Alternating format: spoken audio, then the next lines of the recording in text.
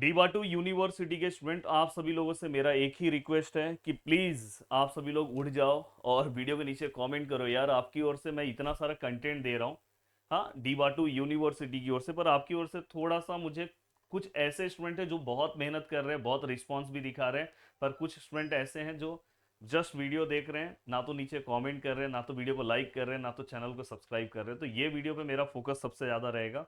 आप सभी लोग नीचे, अगर आपको लाइव चाहिए मेरा, क्योंकि मैं चाह रहा हूँ कि डी बाटू के लिए भी मैं लाइव आऊँ, तो प्लीज़ आप सभी लोग नीचे कमेंट करो, तो मैं आप सभी लोगों के लिए लाइव लूँगा।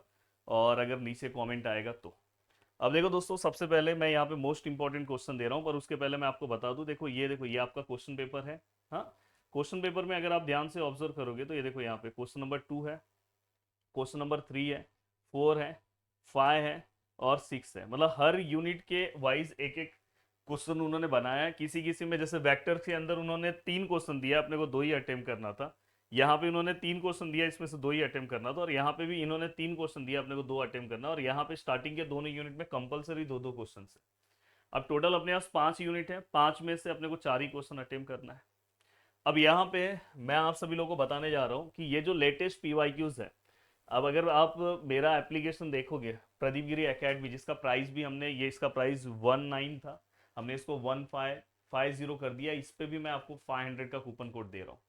500 पीजीएफ 500 का कूपन कोड बस आज के लिए। तो मेरी टीम को बोलना चाहूंगा कि पीजीएफ 500 का कूपन कोड लगा दिया जाए, जिससे ज़्यादा से ज़्यादा बच्चों को हेल्प हो। देखो इसमें लेटेस्ट पीवाईक्यूज में आओगे ना, देखो इसमें डिटेल लेक्चर्स बहुत शानदार है, क्रैश कोर्स है। एंड देन लेटेस्ट पीवाईक्यूज में आओगे तो आपको लेटेस्ट पीवाईक्यूज भी पता चल जाएगा कौन कौन सा है, सॉल्यूशन के साथ यहाँ पे दिया हुआ है। और ये भी बताया गया कि कहाँ पे आपको देखना है उसको। तो मुझे ऐसा लगता है कि ये अब आपके पास होना चाहिए। और बाकी का दो, इसमें 2 चैप्टर का है, वो कल सुबह तक या आज शाम तक आ जाएगा। अब यहाँ पे मैं चल रहा हूँ, आपको बताने जा रहा हूँ मोस्ट इंपॉर्टेंट क्वेश्चंस। कौन से ऐसे क्वेश्चंस हैं जो अब सर हमें अब उस क्वेश्चन पे ध्यान देके आराम से अपने आपको सेफ साइड में बाहर की ओर निकाल लेना चाहिए।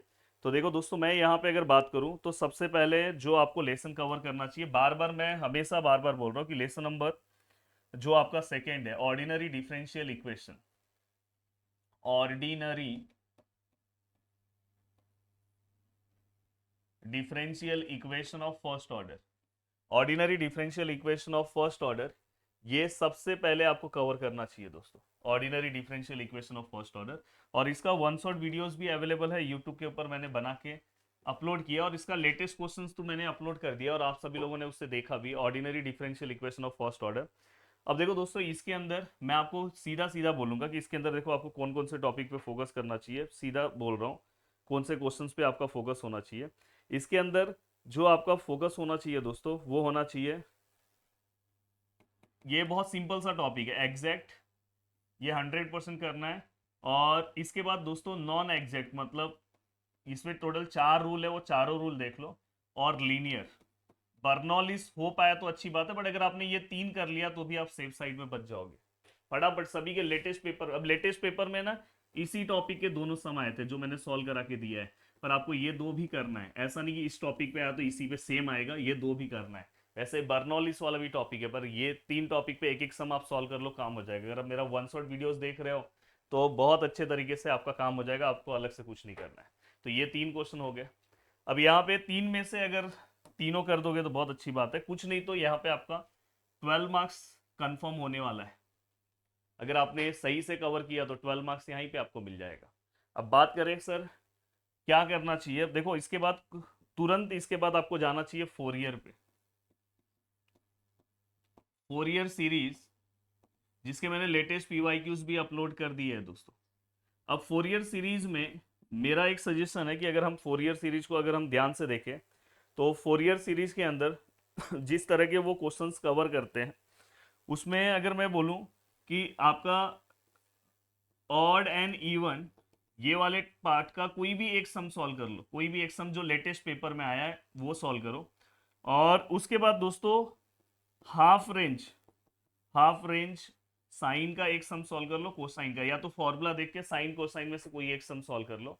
और अगर आपने ये सॉल्व किया, बस 0 to 2 पाई का एक सम सॉल्व कर लो और 0 to 2L का एक सम सॉल्व कर लो। ये देखो बस 4 सम, कोई भी एक सम और लेटेस्ट पेपर का सम उठाओ, और इसमें से तो 3 सम जो है वो आपके पेपर में पूछा गया था, अगर उस टाइप का तीनों सम सॉल्व कर लोगे तो काम सीधा सीधा काम हो जाएगा। तो ये D/2 वाले प्लीज ध्यान दो, इसका भी वन शॉट वीडियोस अगर आप नीचे कमेंट करते हो तो मैं लगवा दूंगा, इसका भी वन शॉट वीडियोस अवेलेबल है, और मैं पूरा का पूरा फ्री प्लेलिस्ट भी दे रहा हूँ। पर इसका क्रैश कोर्स वाले स्टूडेंट के पास बहुत अच्छा है। क्रैश कोर्स वाले स्टूडेंट अगर देखेंगे, देखो अगर आपको प्रिपरेशन कर रहे हो तो बहुत अच्छे से करो। देखो क्रैश कोर्स में अगर आप जाते हो तो इसका ना 2 घंटे के आसपास बहुत शानदार ले, 4 ईयर 2 घंटे 30 मिनट इसी के आसपास इसका मस्त है। ये अगर आप देख लोगे तो पूरा फुल एंड फाइनल, आपको मतलब अलग से कुछ नहीं करने की जरूरत है। उसमें हर टॉपिक के 2 से 3 सम, वो भी एवरग्रीन सम्स हैं, आपका काम हो गया। अब देखो दोस्तों, यहाँ पे भी आपको 12 मार्क्स मिल सकते हैं। अब ये 2 लेसन हो गया, ठीक है। अब ये 2 लेसन के बाद मेरा सजेशन है आपको तुरंत आपको आना चाहिए लेसन नंबर 3 पे, higher order linear differential equation of higher order. अब यहाँ पे अगर हम ध्यान से देखें, unit number 3 linear differential equation of constant coefficient, आपके यूनिट का नाम वहां पे दिया है। अब देखो इसमें ना मैं आपको सीधा सीधा बोल रहा हूँ, ये भी आप इसके वन शॉट वीडियोस भी अवेलेबल है। CF और PI इसके लिए आप ना कम से कम अराउंड 30 मिनट्स का टाइम दो, क्योंकि इसी के ऊपर पूरा लेसन है। और उसके बाद फिर क्या करो पता है, एक मिक्स सम सॉल्व करो, मिक्स सम। इसलिए मैं बोल रहा हूँ कि आप मेरा क्रैश कोर्स से सम सॉल्व करोगे तो मिक्स सम हो जाएगा। जैसे आपके पेपर में इसके पहले आया था, कल मैं उसका सॉल्यूशन देने वाला, cos x मतलब ट्रिग्नोमेट्रिक और एक्सपोनेंशियल दोनों साथ में आया था। तो ये ट्रिगो और एक्सपोनेंशियल दोनों साथ में आया था, तो ये एक मिक्स सम हो गया। और एक मिक्स सम सॉल्व करने के बाद एक आपको वेरिएशन ऑफ पैरामीटर, ये वेरिएशन ऑफ पैरामीटर जो सम है, ये सम का भी सॉल्यूशन हमारे क्रैश कोर्स, ये हमारे डिटेल लेक्चर्स में आपको मिल जाएगा। e⁻x tan x का सम आपको आया था, सेम सम मैंने सॉल्व करा के दिया था। तो ये वाला पार्ट ना आपको आराम से, क्योंकि उसके साथ यहाँ पे कॉचिस और लीजेंड्रे का वहां पे आपको पार्ट दिखाई देगा, दोनों में से कोई एक पार्ट आपको सॉल्व करना होगा। पर मैं आपको बोलूंगा अगर आप ये 2 पे मेहनत करोगे तो कॉचिस और लीजेंड्रे करने की जरूरत नहीं है, यहाँ पे आपको 12 मार्क्स सीधा सीधा मिल जाएगा। अब देखो 12 12 12 36 हो गया ना। एमसीक्यूज आपके पास 12 मार्क्स का सीधा सीधा बच्चा है। अब साथ में दोस्तों अब आपके पास ऑप्शन है कॉम्प्लेक्स नंबर, देखो कॉम्प्लेक्स नंबर, दूसरा ऑप्शन है वेक्टर कैलकुलस। अब आप मुझे बोलो कि सर दोनों में से मुझे कौन सा करना चाहिए। अगर आप मेरा सजेशन मानोगे तो, अगर आपने अभी तक नहीं पढ़ा होगा तो पहले ये पढ़ लो, बहुत आसान है, वेक्टर कैलकुलस फटाफट हो जाएगा। या आप यूट्यूब से ही पढ़ रहे होंगे तो वेक्टर डिफरेंशिएशन, वेक्टर इंटीग्रेशन, बस मेरा लेक्चर्स देख लो और गॉस डाइवर्जेंस मेथड देख लो, काम हो गया। अब यहाँ पे एक सबसे शानदार पार्ट है कि सबसे इजी पार्ट है, जैसे अभी देखो ये, इसके ऊपर पिछले बार 6 मार्क्स का सम पूछा गया था, धीरे धीरे डायरेक्ट 6 मार्क्स का। हाँ, इसमें वेक्टर आइडेंटिटीज का भी पार्ट है जो मेरे क्रैश कोर्स के अंदर अपलोड नहीं था, क्रैश कोर्स मतलब डिटेल लेक्चर्स में अपलोड नहीं था, बट मैंने आज अपलोड करवा दिया है। मेरी टीम से मैंने अभी चेक किया, तो अगर आप जाके चेक करोगे तो मैंने उसको अपलोड करवा दिया है। अगर आप डिटेल लेक्चर्स में जाओगे, चलो इससे पीछे यहाँ पे नहीं हो पा रहा, पर आप जाके देखोगे तो उसमें मैंने अपलोड करा दिया है। पर अगर आप वेक्टर आइडेंटिटीज, बहुत लोगों को बहुत टफ लगता है, तो आप अगर इस टाइप का एक कर लिए सम, कर्ल क्या होता है, डाइवर्जेंस क्या होता है, ये आपको पता होना चाहिए, सोलेनोइडल क्या होता है, बस इसके एक एक सम सॉल्व करना है। ग्रेडियंट क्या होता है, इतना सिंपल सा सम है, ये अगर आपने कर लिया, और साथ में फिर मैं बोलूंगा स्टोक्स थ्योरम और गॉस डाइवर्जेंस थ्योरम, पहले आप ये 2 पार्ट कवर करो, गॉस डाइवर्जेंस थ्योरम और इसके बाद स्टोक्स थ्योरम, अगर ये 2 पार्ट आप कवर करते हो, एंड देन दोस्तों इसके बाद अगर आपके पास टाइम बचता है तो आप ग्रीन लेमा मतलब ग्रीन थ्योरम्स का एक सम देख लोगे तो अच्छा है।